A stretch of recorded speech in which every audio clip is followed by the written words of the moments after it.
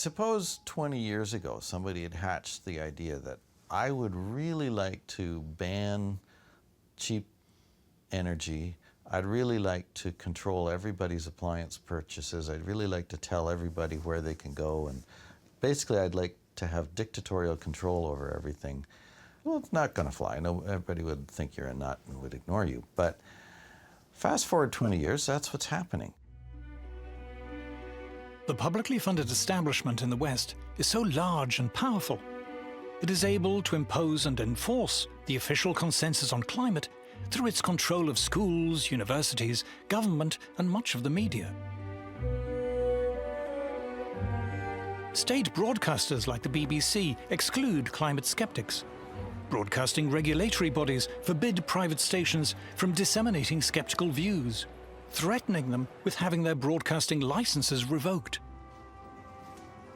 What normally happens in an emergency is that all normal forms of openness and democracy have to be suppressed, because how else to deal with an emergency? So we are facing a situation not unlike lockdown, where basically all normal forms of behavior, normal forms of social communication, and normal forms of democracy are essentially ruled out.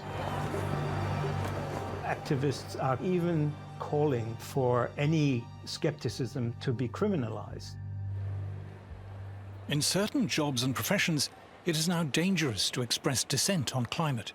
It's no surprise that people who are more skeptical will think twice before voicing their concerns, because they might risk their careers, they might risk their business, they might risk being sacked. If you're a professional of any kind in science or law or medicine, if you belong to a professional association or you are in a university, you can be fired for saying what you believe.